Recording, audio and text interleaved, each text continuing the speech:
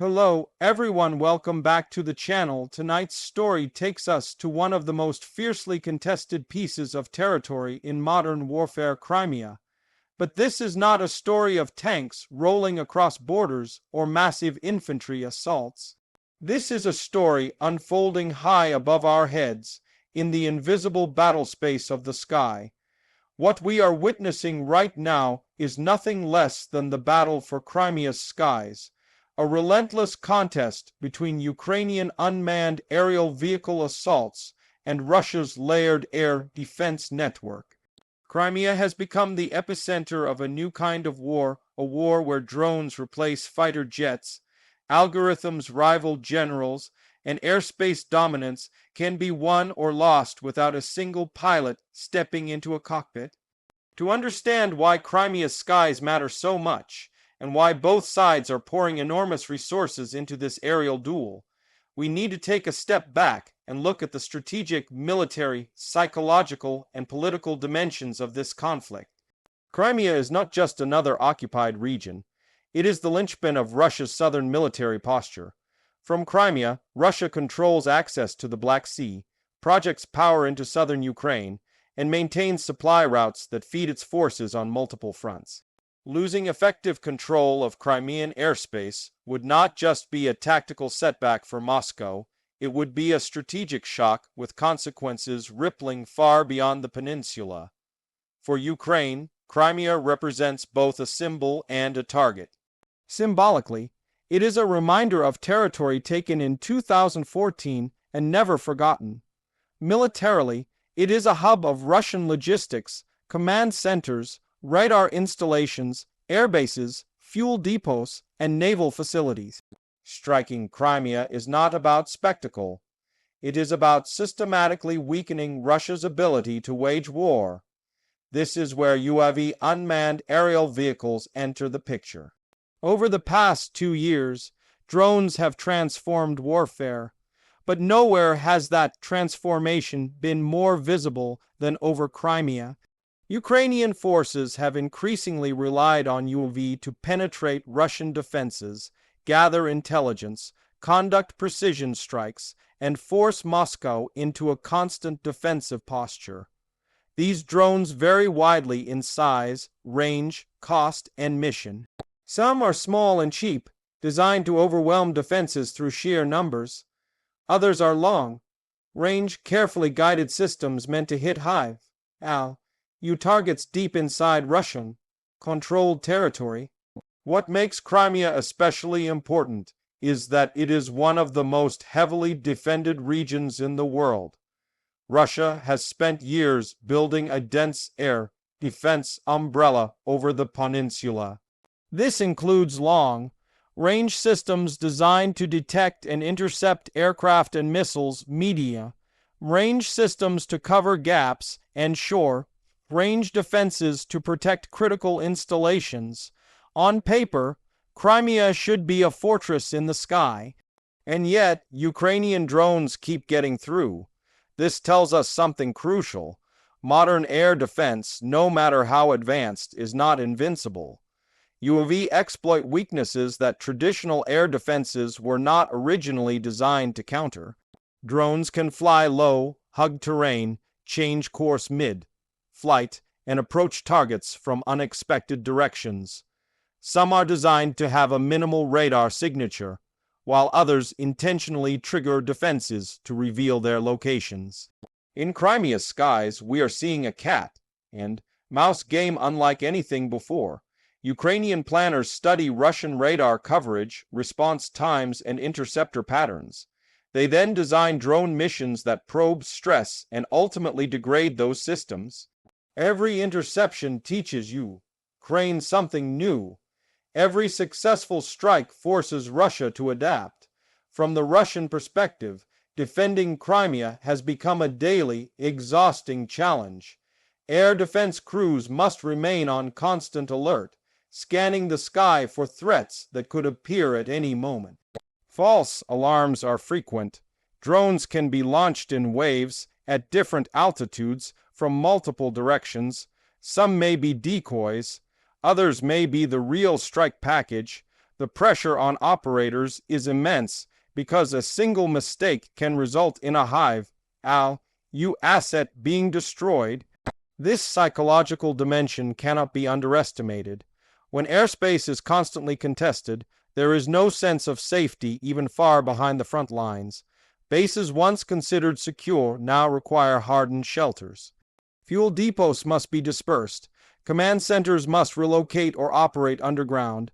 Every adaptation costs time, money, and efficiency. One of the most important aspects of Ukraine's UAV campaign over Crimea is its focus on logistics. Modern wars are won not just by destroying enemy forces, but by disrupting their ability to supply, move, and coordinate those forces. Drones have been used to target fuel storage facilities, ammunition depots, rail infrastructure, and maintenance hubs. These are not glamorous targets, but they are vital ones. When a fuel depot is damaged, aircraft sorties are reduced. When a rail line is disrupted, supplies are delayed. When maintenance facilities are hit, equipment availability drops. Over time, these effects accumulate, eroding combat effectiveness without the need for large-scale ground operations. Crimea's airbases are another critical target. These bases support aircraft conducting operations over southern Ukraine and the Black Sea. UAV attacks have forced Russia to invest heavily in base protection, dispersal of aircraft, and rapid repair capabilities. Even when damage is limited, the operational disruption can be significant. From Ukraine's perspective, every drone that reaches Crimea sends a message. No part of the occupied territory is beyond reach. This message is aimed not only at Russian military planners, but also at political leaders and the broader public. It challenges the narrative of absolute control and security that Moscow seeks to project. At the same time, Russia is not standing still. The defense of Crimea's skies has become a testing ground for Russian counter-UAV tactics. Electronic warfare plays a major role, with systems designed to jam GPS signals, disrupt communication links, and force drones off course. Radar upgrades aim to better detect low, flying, and slow-moving targets. Interceptor missiles are adapted to deal with smaller, cheaper threats. But here lies a fundamental asymmetry. Drones are relatively inexpensive compared to the missiles used to shoot them down. When a defender fires a costly interceptor at a low-cost UAV, the economics of warfare shift. Even successful interceptions can become unsustainable over time. Ukraine understands this dynamic and exploits it by launching drones in numbers that force Russia to choose between conserving interceptors and risking damage. This economic pressure is a quiet but powerful element of the battle for Crimea's skies. Every drone launched forces Russia to spend resources, fuel, maintenance hours, personnel time, and ammunition. Over months and years, this constant drain adds up. Another critical element is intelligence.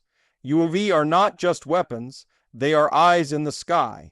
Reconnaissance drones provide real-time imagery, track troop movements, and identify changes in defensive layouts. This intelligence feeds into planning for future strikes, creating a feedback loop that steadily improves effectiveness. Crimea's geography makes this aerial contest even more complex. The peninsula's coastline, urban centers, mountains, and open plains all present different challenges for both attackers and defenders. Drones can exploit gaps in coverage created by terrain, approach targets from over water, or blend into civilian air traffic patterns. Defenders must account for all of this, often with limited margin for error. Internationally, the battle for Crimea's skies is closely watched. Military analysts around the world are studying how UAV perform against advanced air defenses.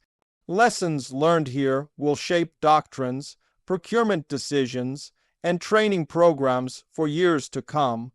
What happens over Crimea today may influence conflicts tomorrow in entirely different regions. There is also a legal and diplomatic dimension. Strikes on occupied territory raise questions of escalation, proportionality, and international response. Ukraine frames its UAV campaign as legitimate military action against occupying forces. Russia portrays it as attacks on its territory. This clash of narratives plays out in global forums, media coverage, and diplomatic engagements. Despite these complexities, one thing is clear: the skies over Crimea are no longer dominated by a single power. They are contested, dangerous, and unpredictable. Air superiority, once the hallmark of modern military dominance, is no longer guaranteed, even for a state with extensive resources. As the conflict continues, we can expect further innovation on both sides. Ukraine will refine its drone designs, improve navigation resilience, and integrate UAV more closely with other strike capabilities. Russia will seek to enhance detection, develop cheaper interceptors, and integrate artificial intelligence into air defense management. But the fundamental dynamic is unlikely to change. Drones have democratized access to air power. They allow a determined actor to challenge a stronger adversary in ways that were unthinkable just a decade ago. Crimea's skies are proof of this transformation. For civilians living on the peninsula, this battle is a constant presence. Air raid sirens, explosions, and military activity disrupt daily life. Infrastructure must be protected not just from conventional attack, but from persistent aerial threats. The human cost of this aerial duel is often overlooked, but it is real and ongoing. Looking ahead, the battle for Crimea's skies may play a decisive role in the broader conflict. If Ukraine continues to erode Russia's sense of security and operational freedom in Crimea, it could alter strategic calculations in Moscow.